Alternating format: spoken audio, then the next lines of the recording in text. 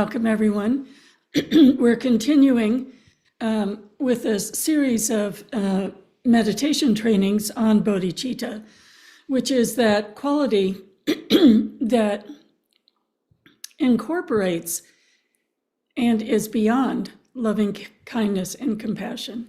And we started the new year with loving kindness, a training from Lord Jigten Sumgun. So I just wanted to catch everybody up a little bit. You know, as I recite with Kathy those wonderful prayers, which the bodhicitta prayer comes from Shantideva, there is the reminder that it's a gradual path. We're inspired by those people who we can see have an extraordinary heart-mind, and we make the aspiration to follow in their footsteps. And first, it's an aspiration. I would like to follow in their footsteps. And then it is, once there's strength and clarity, engaging in action. So we make a distinction in terms of the process, but even within the process, we're looking at relative or conceptually generated bodhicitta and absolute bodhicitta, or non-conceptual bodhicitta, non-dual bodhicitta. And so to just give a sense of that, I'm going to go back to that wonderful koan that we were looking at last week. I think this is it.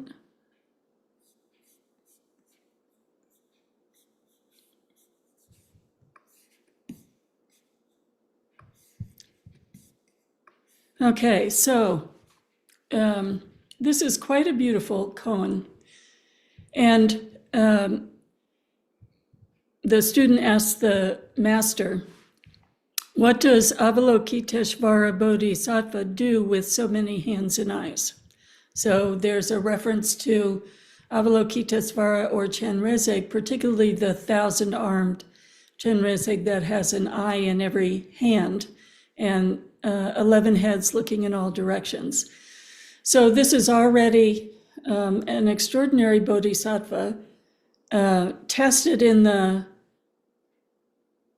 fires of having the aspiration, engaging in action for eons, and then finally wondering if it's possible to actually benefit all sentient beings.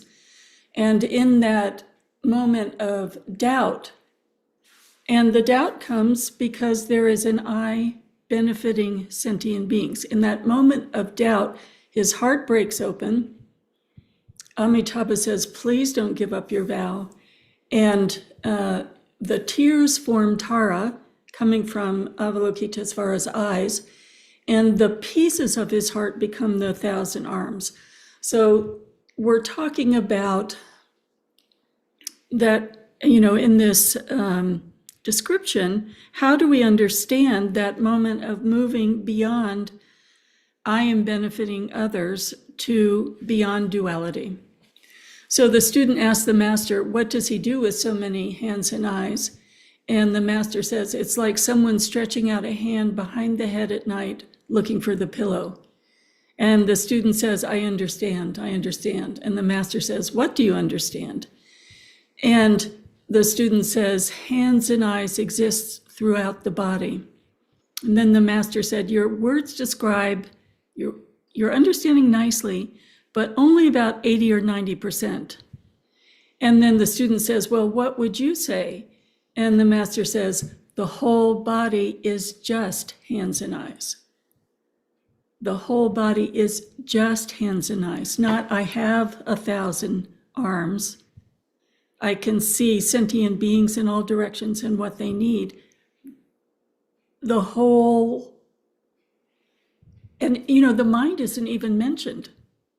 So there's no thought, I am benefiting someone with my hands, or there is an eye in my hand so I can see somebody's pain. There's just hands, and eyes. So I think I just love this koan in this teaching because, once you contemplate it years and years and years, you just keep seeing more in it. So if we think of what we've been doing in this class, first there's the stage of becoming familiar with one aspect of bodhicitta. So we're still in the aspiration, may I benefit beings. And it's conceptually generating a felt sense of bodhicitta. So in essence, we're just finding the pillow. We just have a pillow on the bed. We're just saying, this is a pillow. And then we become familiar with it over and over and over again, so that experience of generating bodhicitta in every moment of the day is just as familiar as when you're asleep, when you're not consciously thinking, reaching for the pillow and finding the pillow. And it said that, the first taste of that, the first taste of bodhicitta is accompanied by joy, and then the first taste of not making a distinction between self and other, the first taste of being, it's not we, it's beyond we. The first taste of being inseparably interrelated with all of life. That's only a taste. That's not enlightenment. It's just the first level of the Bodhisattva path, which actually the Tibetans distinguish as having 11 markers of expansion. So this practice that we are working with, it seems very simple from the outside, but developing the felt sense and then seeing what happens when you start to expand it, and then sticking with this practice through the years, one day will give that dropping away of duality. But in the daily practice of it, we are accomplishing lots of different kinds of transformation in our mind training, in our heart training. So first of all, we're making it, so handy, like, okay, I just reach for the cup and I drink. I know what that felt sense is. If I see somebody suffering, I can just start this practice. If I'm suffering, I can start this practice. If I go by, a dead animal on the road, I can just very quickly generate bodhicitta. So there's this quality of becoming familiar with the method, let's say, and being more and more at ease with very quickly contacting loving kindness and allowing it to go out. So that's one aspect that we're working with. Another aspect that we're working with is this radical transparency. So when we're sitting with the practice and we're intentionally starting with one being, someone in your family, someone at your table, someone in your neighborhood, office, community, it doesn't matter, one at a time, seeing, can I not only generate it, but can I make it as urgent as I feel about my own desire for happiness and freedom from suffering? And can I make it as urgent as I feel for my beloved? And we're thinking of beloved in a very non-complex way, a lovely child or a puppy, where we don't have any qualifications in the relationship particularly. So one of the examples about urgency that I like very much is that it's like a mother and daughter standing on the edge of a river that's flooded, and the daughter has no arms and the mother falls in. And so the daughter feels so much urgency to help her beloved mother. The daughter jumps in even though she doesn't have arms. And you can reverse who falls in, but there's that quality in our aspiration of urgency. So when we are looking at successive beings sitting in that felt sense and then looking at allowing that loving kindness to go out, is it going out full force with that full urgency? And so we just keep sitting with it, noticing that lots of different kinds of hindrances come up. And, we could make a long list. Everybody has a different way that they express why it's not safe to do, why they can't do it, why they're afraid to do it. That's not actually the point. The point is to see, wow, there's a hindrance. What is underneath the hindrance? And, we're starting with, let's say we have a cute grandchild and there's a toddler the same age in our neighborhood. Why is it not as urgent for the toddler in the neighborhood as it is for our grandchild? And so we just keep strengthening our capacity to have that bodhicitta till it is as strong, and continuing, eventually you're going to get to the difficult people in your life. So starting over and over and over again, every time it's not strong, different kinds of hindrances come up, but we start to see, okay, what actually unites the hindrances? What is the root of holding back, shuttering down, turning the tap off or turning it to cold instead of hot? And when we really look at that, it's two qualities. I don't think there's a good English expression of them yet, but there's self-cherishing or self-absorption, and there's grasping itself. And I'm going to make a distinction between them. So the one aspect, the self-cherishing or self-absorption, is wanting happiness for ourselves. There's an unquestioned assumption that I exist, and if I give away too much, I'm endangering my own happiness in some way, whether it's with the people close to you, neutral, or enemies. When a fear comes up, one quality underneath is, but I have to protect my own happiness.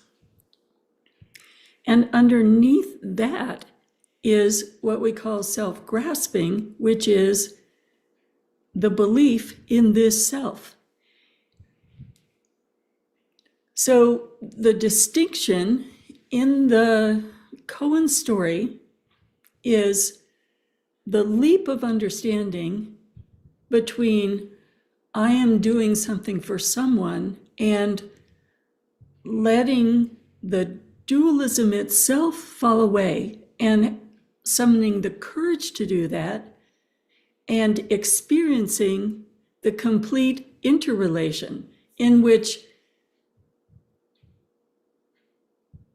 there is only the interrelation. There's not any side here and side there, or even sides together existing at the same time. There's only the interrelation. So one of the things I find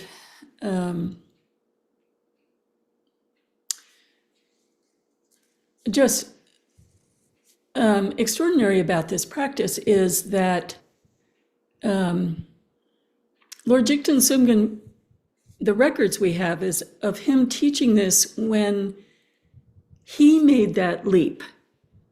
So he taught the nuances when he made that leap from having any residue of I to enlightenment. And he had already studied with Pagmadrupa, the great master of his era. He had already, been acknowledged as the top student, as the, most advanced in understanding and practice. So he had studied and practiced extensively. He was in retreat, and he thought he was dying. His strength was such that he couldn't even lift his head to drink a little bit of snow water. He had run out of food. No one was helping. And like Avalokitesvara, when he turned his mind completely to the suffering of others, that, this is being experienced now around the world by many beings. His heart broke open, and he made that just dropping away of any kind of separateness. Opening to, there's nothing but this vast interrelatedness. And one of the things he said was he saw his illness right in that moment leaving him in the form of this big dark snake, just moving out towards the valley. So there was a complete physical shift that went with the mental shift. And then he went on to start the whole lineage, which we experience today. And the teachings of that moment, I'm sure it wasn't the first time he practiced the loving kindness practice. I'm sure, if he was that sick and that weak, it was the most familiar practice to him. So there's a pathway that we need to just enter without any expectations of achievement. That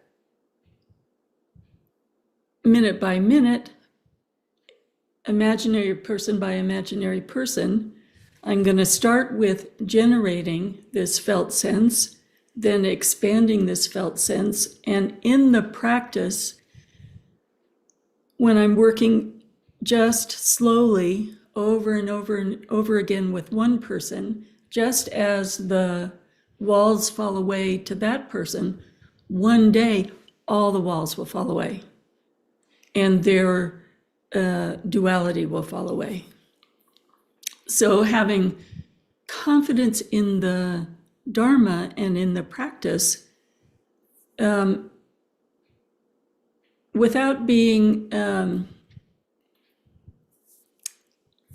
diverted by, when I generate this bodhicitta, especially if I'm generating it from the respect of filling myself up with it, as I described in the first two of the series, this feels so good, I want to stay here. So not being distracted. Every time a wall falls away, seeing how our own suffering is a little bit less when our hearts are open, not stopping there, but understanding that this is one of the skillful means that can lead to a complete falling away. And then as we see discoveries that we can, even if it's only for a moment, put our walls down in relation to one person, seeing, okay, this is one of many practices, many skills. I see that my potential is real. It's not something that the Dharma teachers are just saying to have a great heart mind. I want to practice as much as I can, study in all areas, keep this practice going all day long. Every time I have an opportunity for maintaining practice, not just, for a few minutes on Sundays. So with confidence and patience, let's say, confidence, patience, and no self castigation. Let's go into the practice. I'll describe the steps first. It is first generating a felt sense,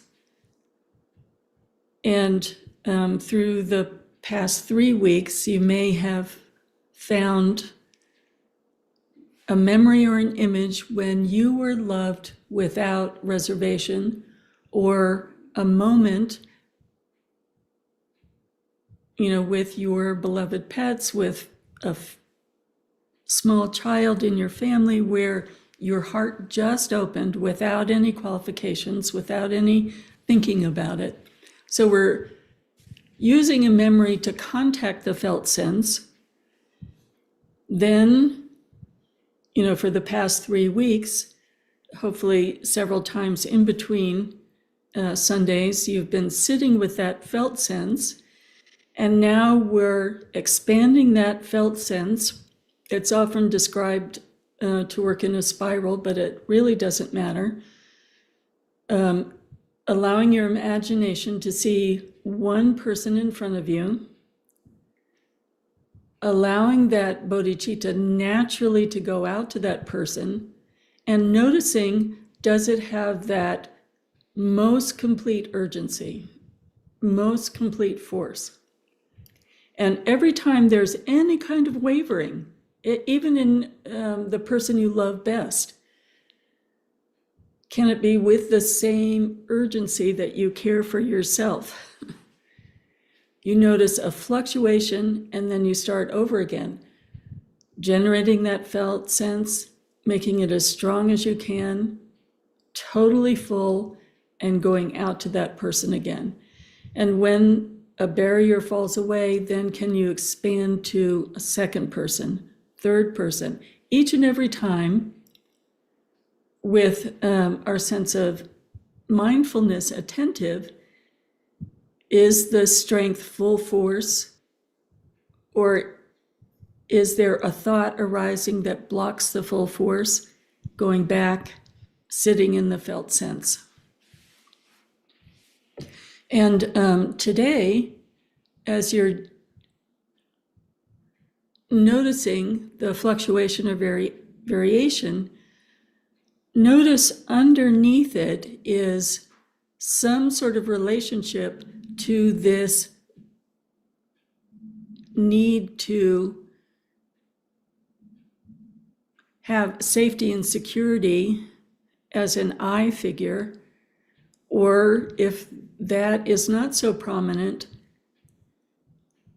still assuming an I and letting go gradually of the force that occupies of that I. Okay, so let's sit for 10 minutes with this practice, and I expect that everyone is at a slightly different stage and may need to work with different aspects of the practice today. So you see what you need for your meditation this morning, whether it's going through all the steps or sticking with any one of the steps along the way. Okay, let's begin. And again, I always forget to add smiling while you're doing this, and sitting in the mudra of the Buddha with your left hand in your lap and your right hand on your knee.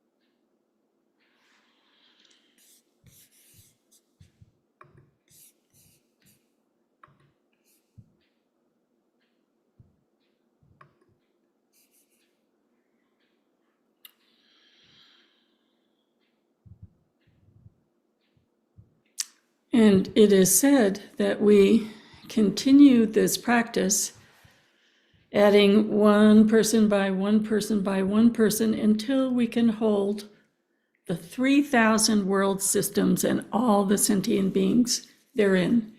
And that would be when we reached the capacity of a Buddha